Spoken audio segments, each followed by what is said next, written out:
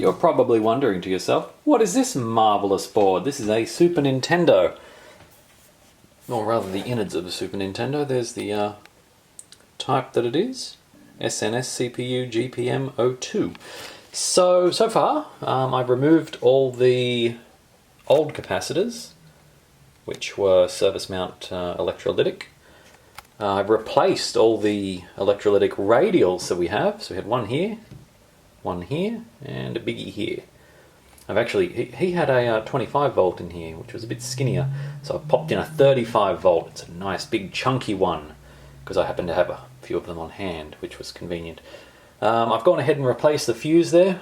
We're now running a Pico fuse 1.5 amp. I did have a 2.5 amp fuse in here, which is asking for trouble if anything goes wrong, I suppose. But interestingly, all of the capacitors that were removed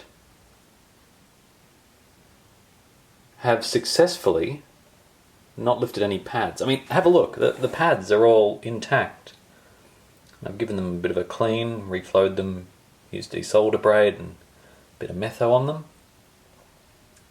But they're all quite good looking, so nothing lifted, which is a rarity for me. So we're going to fast forward through the footage of me actually doing all the desoldering, so get ready for that.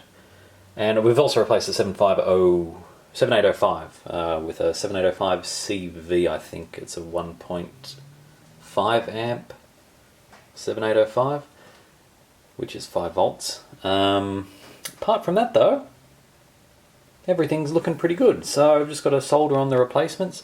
I did use the Hakko tweezers, you will notice coming up soon. It only seemed to work on the smaller capacitors, so the mainly 10 microfarad ones. These 33s over here, which I haven't received yet from Element 14, they are dragging their feet. We don't have them in stock. Let us email the US. 1 week later, we don't have them in stock. Let me email the US. It's the same thing over and over. It's like I'm stuck in some sort of Groundhog Day. Groundhog Day. Groundhog Day. Groundhog Day. From up here we had, I think that was a 47. 47 there.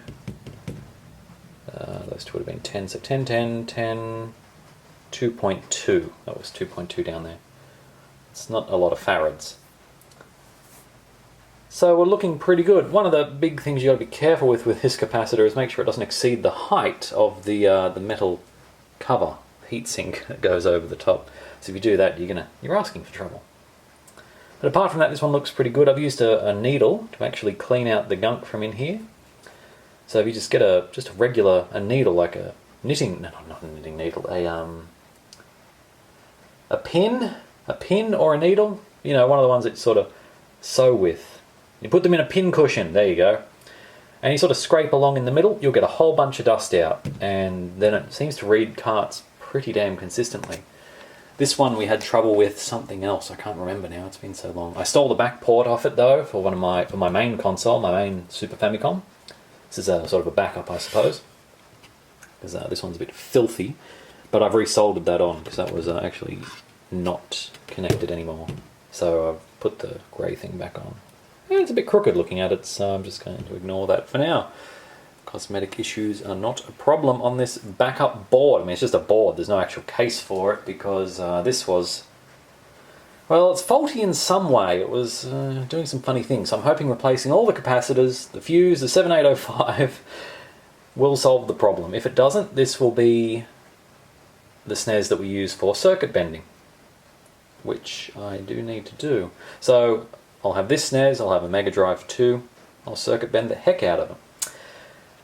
If you like circuit bending, make sure you subscribe to the other channel, MacRetro Gaming, because that's where that will all be going, and hopefully I'll do a good job, so stay tuned. Alright, let's get through this fast-forwarded footage, and I'll also include the finished product, the actual soldering of these pads. What I'm going to do is I'm going to use a regular soldering iron, not the tweezers. Regular soldering iron, I'm going to add a bit of solder to one pad on each of these, except for the 33s. I've got to wait for those. I mean, I could use some radial electrolytics, but I'm an SMD man now. And I've forgotten what I was talking about. but it's fine. All right, stay tuned. Oh yeah, soldering, that's right. We're going to put the capacitors on one leg at a time. Probably the best way to do it. Yep. All right, let's get to it.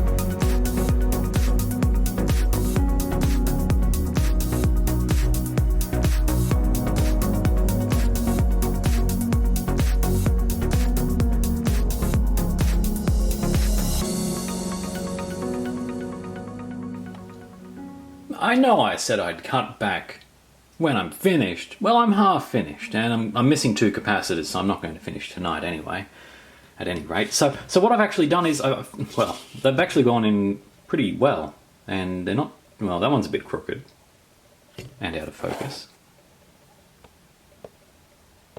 Expensive camera, focus. There we go. So it's a bit crooked.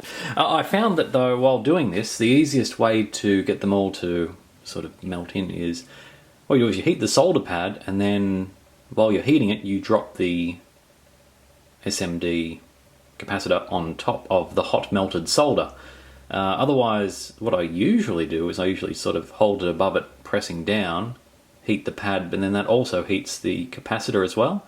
And you don't want to put too much thermal stress on them, because we've seen what happens in another video that I may or may not have put up yet, where they explode. So you don't really want that happening if you can avoid it. So now that I've got one side tacked down each one, I can just feed in a bit. Make sure, one important thing is to make sure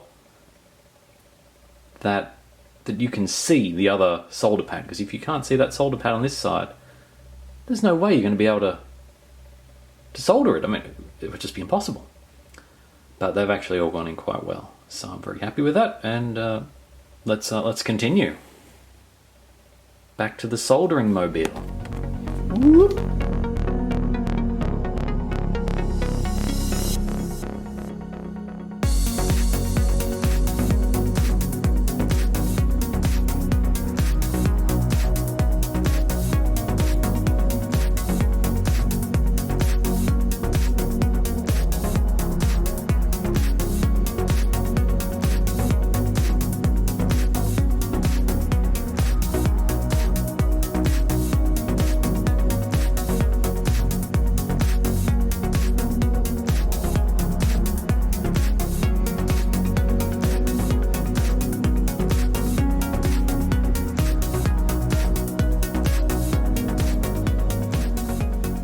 And with that, we are pretty much done. So I've contacted Element 14. The good news is about, let's think about it. How long would it have been? It would have been about 4 days ago. They did confirm that the US had stock of the 33 microfarad capacitors I'm after.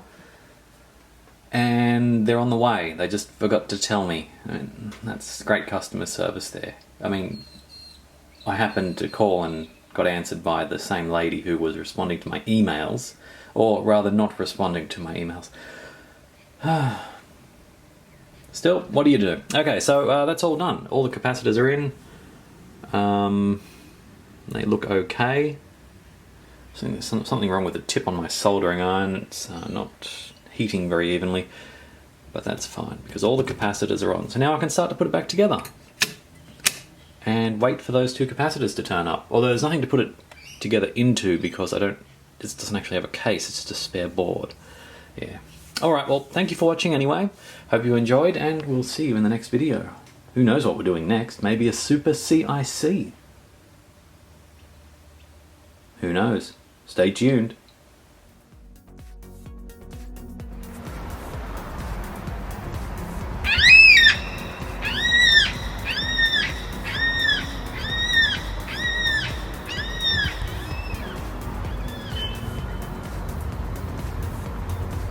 Such a beautiful noise.